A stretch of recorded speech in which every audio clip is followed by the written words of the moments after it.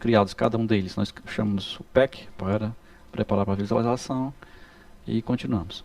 Aqui nós temos as nossas três funções. O segundo botão clique, primeiro botão clique, terceiro botão clique. Ela faz simplesmente mudar o valor da variável último botão pressionado.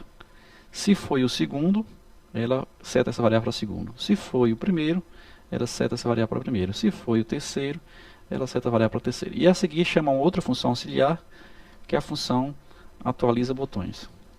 A função auxiliar atualiza botões, ela pega cada um dos botões e configura o texto, dizendo qual foi o botão pressionado. Então, nesse texto, ela insere o valor da variável último botão pressionado. Então, se o último botão pressionado foi o primeiro, ele insere primeiro. Se foi o segundo, ele insere segundo. Se foi o terceiro, ele insere terceiro. Em todos os três botões. Então, os três botões vão refletir o clique que tem acontecido em qualquer um deles. Então, vamos executar.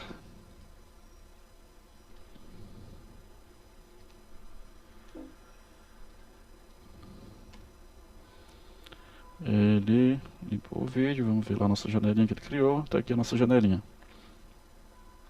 A nossa janelinha tem como previsto, tem três botões. Nenhum clicado é o texto que está sobre os três botões. Se eu clicar em qualquer um dos botões, ele vai automaticamente dizer que o primeiro botão, olha, o botão clicado foi o primeiro. Se eu cliquei no primeiro, que eu cliquei no primeiro.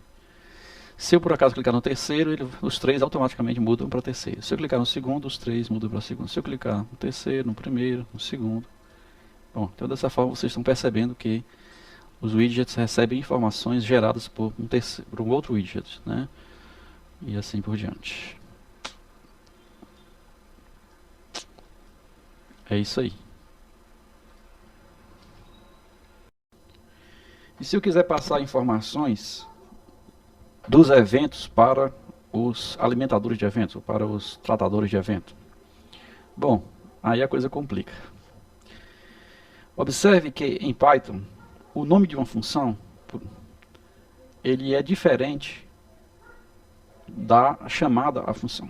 Então veja só, nós usamos o command binding dessa forma.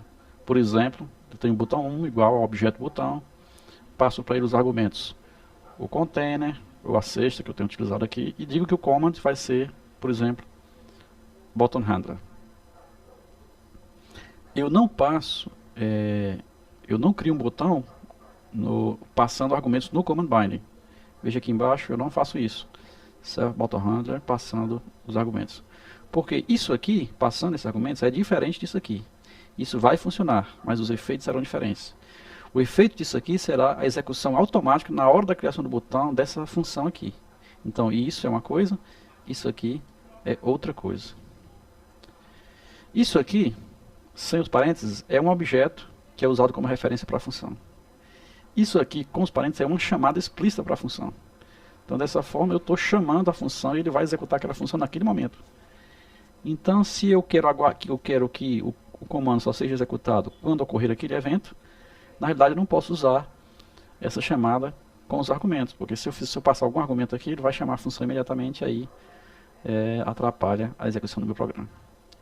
E aí isso criou um impasse, um problema, como é que eu vou passar argumentos para os event handlers.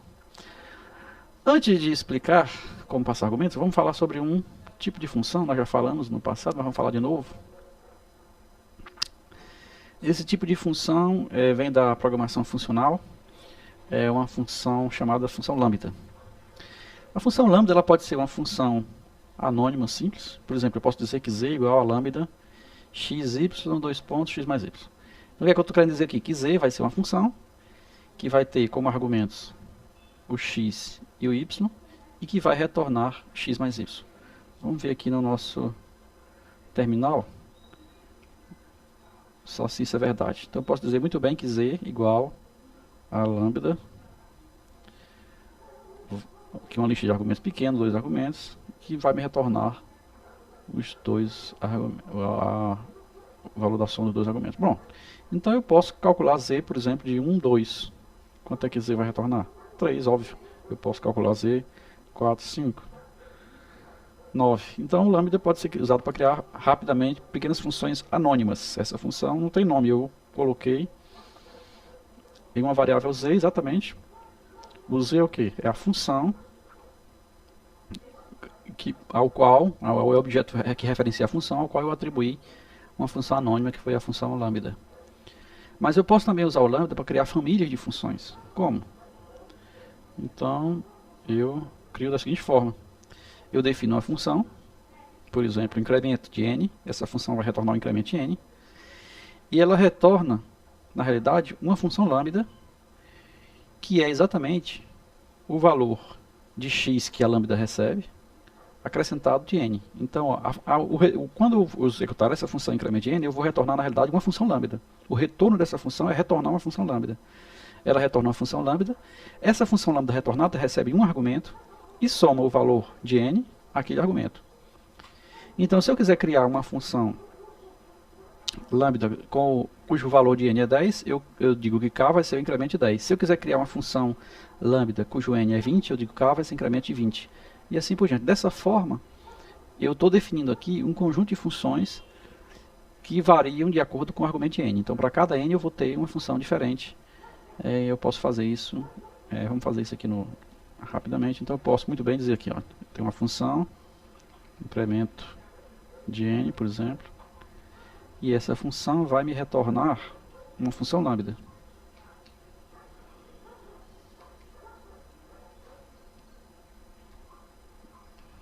Essa função lambda, por sua vez, pega apenas um argumento, que é o x, e ela retorna o n mais o x.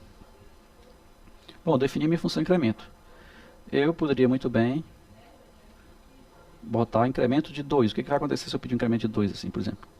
Ele vai me retornar uma função lambda, cujo n é 2. Se eu atribuir isso a uma variável, por exemplo, se eu disser que k vai ser igual a incremento de 2,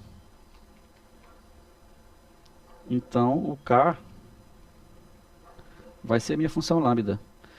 Vai receber minha função lambda. Então eu posso pedir, por exemplo, o k de 3. Quanto é o k de 3? O k de 3 vai ser de 3. O k de 3 vai ser 5, porque o n é 2. Lembre-se que k é incremento de 2. Então a função k é a função incremento de 2. Então se eu posso dizer que a função k2, por exemplo, é igual ao incremento de 3. De 30 será 20. Está aqui 20. Então K2 é incremento de 20. Se eu posso pedir agora K2 de 45, por exemplo. Quanto é que vai me retornar isso? Então vai ser 45 mais 20 dá 65. Então K2 é uma função incremento cujo valor n é 20, que vai somar qualquer valor que eu der, vai somar com 20. Então se eu pegar K2 de 10, ele vai me retornar 30. E assim por diante. Então, lambda, eu posso usar para criar funções rápidas, de uma forma funcional, anônimas. Eu posso usar para criar funções, família de funções.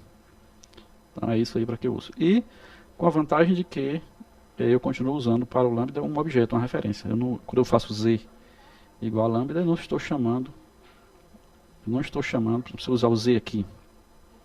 O z é uma referência para uma função. O z com argumentos, sim, é que é uma chamada explícita a função z.